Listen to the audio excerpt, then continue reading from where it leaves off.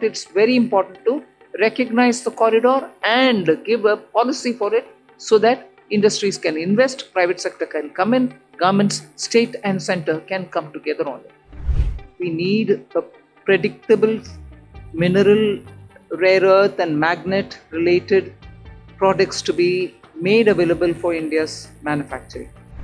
Looking at the success of the defense corridor, I can confidently say these rare earth corridors will make that big a difference to the Indian economy.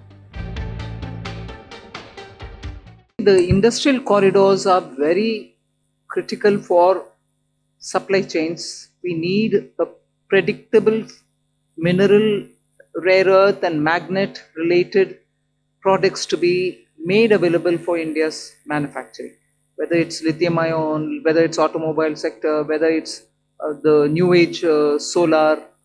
You need these rare earths to be processed and be made available.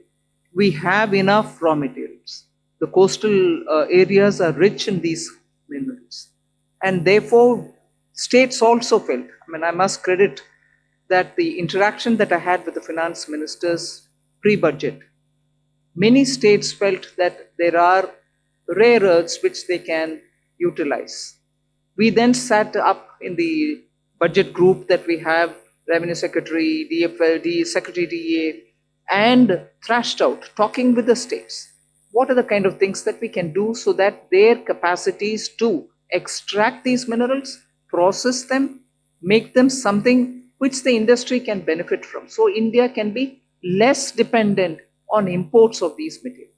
That is where, having spoken to states, we thought it's very important to recognize the corridor and give a policy for it so that industries can invest, private sector can come in, governments, state and center can come together on it. That is where these corridors were announced.